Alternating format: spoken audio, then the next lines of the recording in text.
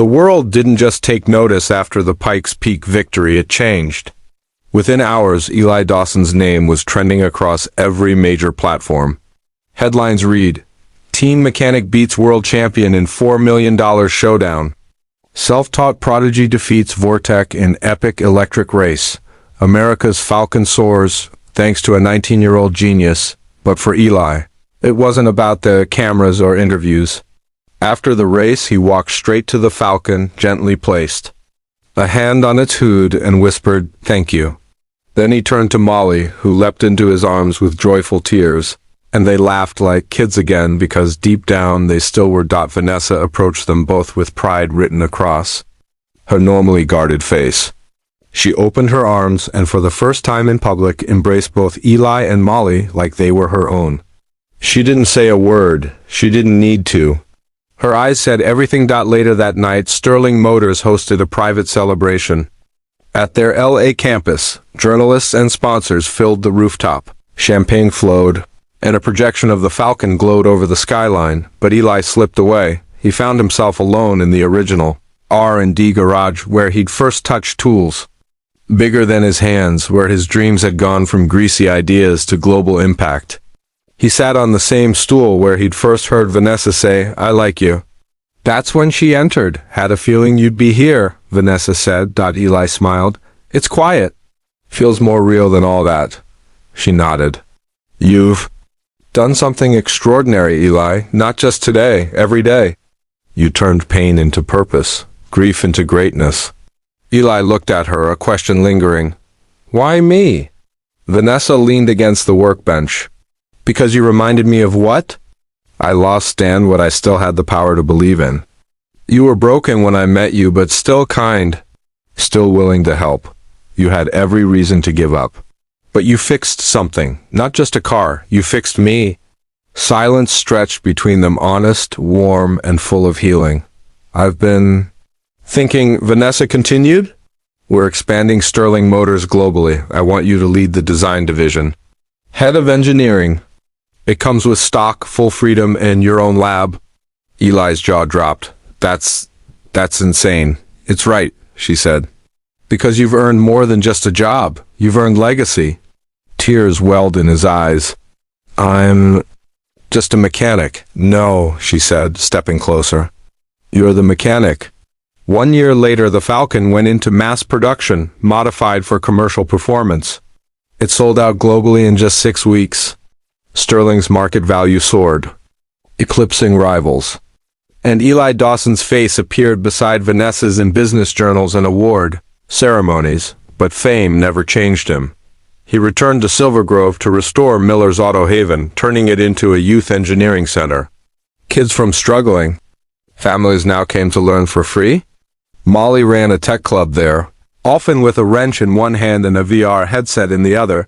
The garage walls bore a mural now, Eli as a boy beside the first Ferrari he ever fixed, with the words "Built Not. Born, ED." Vanessa visited often, quietly.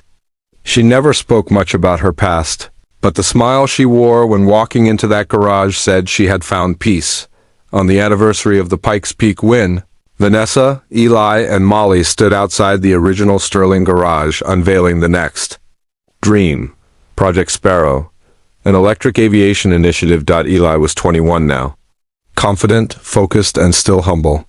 As he addressed the press, he didn't speak of numbers or investors. He spoke of his father, of fixing bicycles and old radios. He spoke of grief, of staying up nights to keep a little sister warm. He spoke of strangers who gave him chances, of believing in what others call impossible, and he ended with this: "Greater than machines are just like people. Sometimes they rattle, misfire, or stall. But if someone really listens, they can come alive again." I'm just glad someone listened to me when I needed it most. The crowd stood in silence. Then thunderous applause followed. As the sun dipped behind the hills of Los Angeles, Eli stepped off stage, took Molly's hand, and walked into the lab. He wasn't just fixing engines anymore, he was fixing futures. Partward, the desert wind blew hot and sharp across the small town of Fairbridge, where dust clung to every corner and dreams often rusted in the garages that lined the back roads. It was a place where nothing new came in, and the old was constantly patched up to survive another day. In the middle of this forgotten town sat a humble workshop named Ramos Auto and Aero Repair, run by a man known as Miguel Ramos, a quiet, weathered mechanic in his late 50s with grease-stained fingers and wisdom in his eyes. Miguel had built his life in that garage. But what truly made his shop special wasn't Miguel, it was his daughter, Leah. Leah Ramos was just 18 years old, but already a legend in the town. A brilliant mind tucked beneath a ball cap and overalls. She could fix anything from a tractor engine to the ancient crop-dusting helicopter her dad kept behind. The shop. She had inherited her dad's hands, but her mind was something else.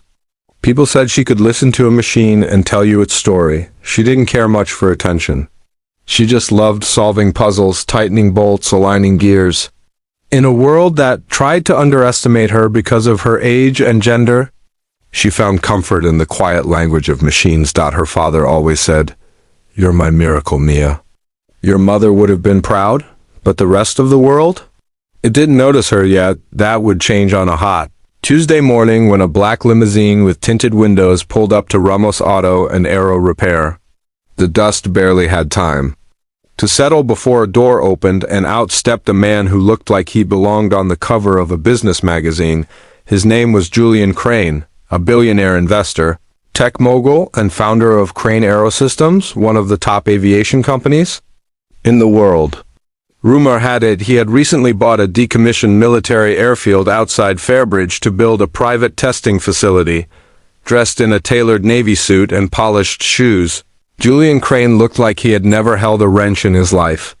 Behind him trailed his assistant and a bodyguard. Miguel, wiping his hands on a rag, looked surprised. "Can I help you, sir?" Julian didn't respond to him. Instead, his eyes scanned the place, nose slightly crinkled at the sight of old engines and scrap. Then he pointed toward the dusty helicopter parked out back. "I heard someone here repaired that Hughes 500D. He said, his voice clipped and skeptical. Leah stepped forward from under a lifted SUV. "That was me." Julian blinked at her. "You?" "Yep, you repaired that rotor system? Got it to fly?" "More than fly. I tuned the blades, calibrated the hydraulic dampeners, and rewired the avionics myself." He smirked. "Cute, I'll take it from here. You're dismissed." Leah didn't move. "It's not for sale," Julian laughed. "I'm not here to buy it. I'm here to verify a claim that someone in this backwater town knows anything about helicopters. I'm testing pilots next week, and the flight system on one of my aircraft is acting up. My chief engineer swore your work saved his life when he borrowed that chopper. But I figured it was probably an exaggeration," Miguel bristled. "Are you saying my daughter doesn't know what she's doing?" "I'm saying," Julian said, turning to Leah with an amused smile, "that real engineering isn't done with duct tape and good ears. It's done in facilities with actual degrees on the wall." Leah stared at him, unshaken. "Do you want your system fixed or not?" Julian shrugged. "Why not? Impress me. I'll have my team bring over the aircraft." Before he left, he turned to his assistant and whispered loud enough for Leah to hear. "If this goes wrong, we'll finally have proof that TikTok mechanics are all hype."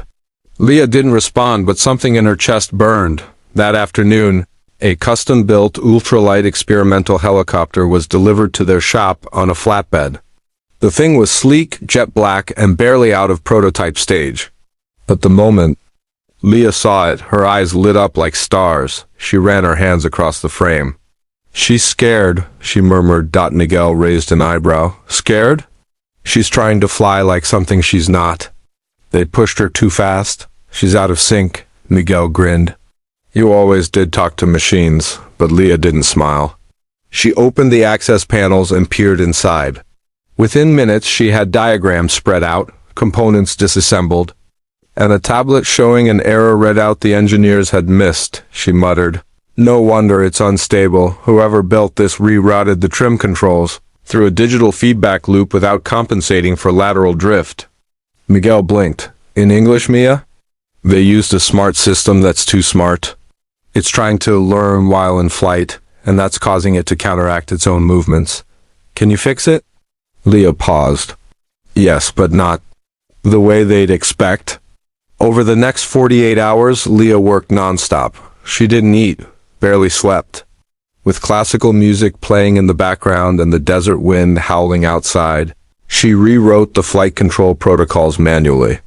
She stripped down the complex interface and restored analog redundancies, safety systems no modern engineer bothered to use. She didn't just repair the helicopter. She taught it how to breathe again. On the third day, Julian returned. He stepped out of his limo with a condescending smile and clapped slowly. Still alive? I figured the dust and duct tape would have buried you by now. Leah didn't answer.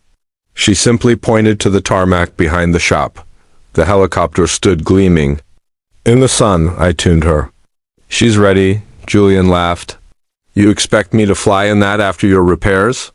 No, I expect you to sit in the passenger seat, she said, tossing the helmet toward him. I'll fly. Julian's smirk vanished. What? You heard me? You don't have a pilot's license? I do. Private rotorcraft, certified last year.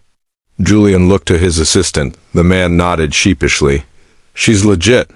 Reluctantly, Julian climbed aboard. Leah took off slowly, fingers steady, eyes focused. The moment the skids lifted off, the helicopter purred with harmony. The vibrations that once plagued the system were gone. The yaw was crisp. A tail rotor responded with elegance. Julian sat quietly, jaw tight. Take the controls, she said mid-air. He hesitated, then did. He guided the aircraft through a basic pattern. It responded like a dream. She listens now, Leah said. Because I listened to her. When they landed, Julian stepped out, silent for a moment. Then he turned and said the words no one expected, greater than everyone. I owe this girl an apology. She didn't just fix it. She made it better than my own. Engineers, this is genius.